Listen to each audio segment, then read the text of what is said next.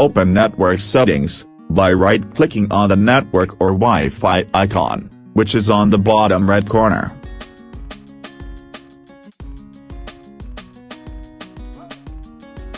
Now, click on Properties.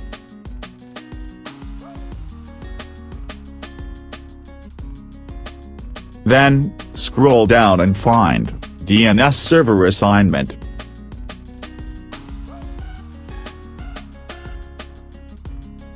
Click on Edit.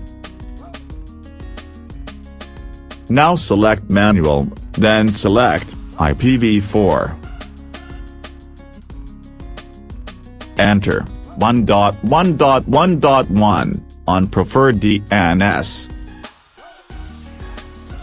And enter 1.0.0.1 on Alternate DNS.